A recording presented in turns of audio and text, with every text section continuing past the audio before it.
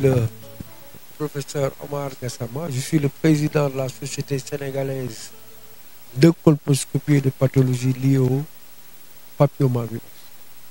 Vous savez, la Société sénégalaise de colposcopie et de pathologie liées au papillomavirus a 4 objectifs. Le premier objectif, c'est la formation, ensuite la recherche, les soins et l'appui à la communauté. Le cancer du col de l'utérus est un véritable problème de santé publique.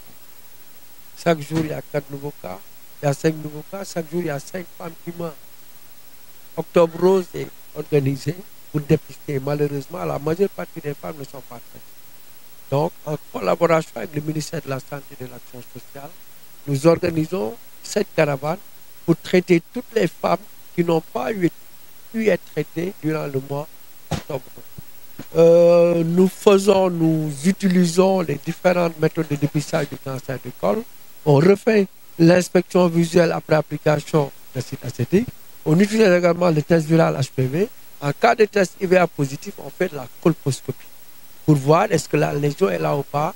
La colposcopie, c'est l'appareil qui permet de voir les lésions au niveau du col de l'utérus. Si la lésion est là, si la maladie est éligible au traitement, on nous propose un traitement à base de thermoablation. Sinon, nous faisons des biopsies que nous allons amener à Dakar pour les analyser. Ensuite, nous avons des référents dans chaque région qui vont ensuite essayer de prendre en charge de façon optimale les malades. À l'heure actuelle, quand je fais le cumul global de la caravane jusque-là, cette caravane a commencé le 24 novembre au centre de santé Roi-Moulin. Aujourd'hui, nous sommes à Tambacounda, le 6. Nous avons vu à ce jour à peu près 1100 malades ont été vus. Nous avons parcouru 3500 km. Pour l'étape de Tambacounda, de façon précise, nous avons vu 150 malades. 6 d'entre elles ont bénéficié de traitements par thermoablation. Nous avons fait 2 biopsies. Et malheureusement, nous avons eu une suspicion de cancer du col de l'utérus qui est très avancée. C'est une patiente de 60 ans. Nous avons fait la biopsie. Mais cette malade, dans tous les cas, va nécessiter un bilan d'extension et probablement une radiothérapie et une chimiothérapie. C'est l'occasion pour moi encore de faire un autre plaidoyer pour que Tambacounda soit doté d'un appareil de radiothérapie. Par Tambacounda est extrêmement loin. Si vous prenez Tambacounda et Kédougou, une malade qui a un cancer du col qui ne peut pas être traité de façon chirurgicale, qui a besoin de radiothérapie, si elle habite Kédougou, elle doit faire à peu près 700 km pour venir à Dakar. Le centre le plus proche, ça se trouve à Toubou. Donc, il faut que Tambacounda ait un appareil de radiothérapie. Vous voyez, après la conférence de presse, nous avons rejoint Matam. Nous serons demain, Inch'Allah, à Matam, où nous allons être au centre hospitalier de Matam, à Ourossogui, au centre de santé de Matam. Après Matam, nous allons être en Djoum, Richard Toll. Et enfin, nous allons boucler la caravane à Saint-Louis le 8 et le 9 décembre pour retourner ensuite sur Dakar à partir du 10 novembre.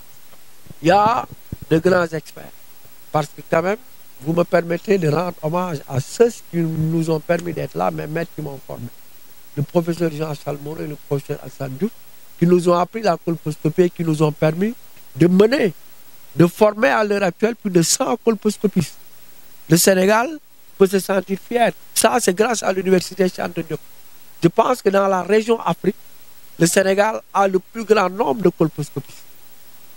Maintenant, nous demandons à l'État d'équiper tous les districts et tous les centres de santé, tous les hôpitaux régionaux en colposcopie. C'est fait, mais il reste encore des efforts à faire. Je ne veux pas dire si ce n'est pas fait, par l'État a beaucoup fait. C'est l'occasion pour moi de remercier son Excellence le président Macky Sall qui a construit les hôpitaux, qui a mis à la disposition quelques appareils de radiothérapie à Touba, à Dakar, dans la Djam, etc. Au Sénégal, aujourd'hui, on a 4 appareils de radiothérapie. Nous avons pu mener cette activité grâce au ministre de la Santé qui nous a appuyés, qui a mis à nos dispositions des moyens. Grâce à ces directions, telles que la direction de la lutte contre la maladie avec Mamadou Moustapha Diop, mais également Dr Doucouré, le directeur de la DCM. Mais également, c'est grâce également aux différents directeurs régionaux de la santé qui nous ont soutenus durant cette caravane, qui ont mis tous les moyens à notre disposition pour que cette caravane soit une réussite. Certaines collectivités locales nous ont aidés. mais elles sont peu nombreuses. Je pense qu'elles ne comprennent pas le rôle. Nous ne pouvons pas vaincre le cancer du col de l'utérus si les collectivités locales n'interviennent pas pour appuyer les directions régionales de la santé, pour appuyer les centres de santé. Ça, c'est le rôle. On les a élus pour nous aider à gérer les problèmes de santé des malades. Quand je prends l'exemple de la mairie de Dakar doit être autonome pour créer encore un autre centre de radiothérapie à Dakar.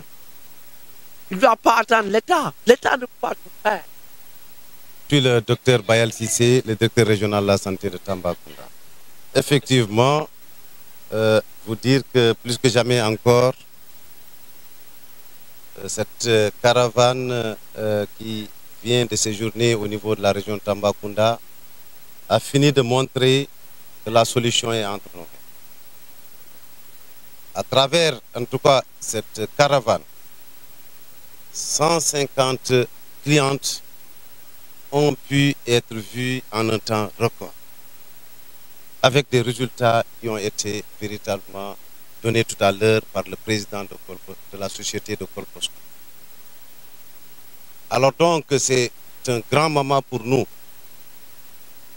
pour féliciter la société sénégalaise de colposcopie, en passant par son président, mais également à tous les membres de cette société savante qui a bien voulu comprendre qu'il faut sortir, en tout cas des universités, aller sur le terrain pour accompagner, pour permettre à ces populations également de bénéficier d'un dépistage, également d'un diagnostic et pourquoi pas même une prise en charge.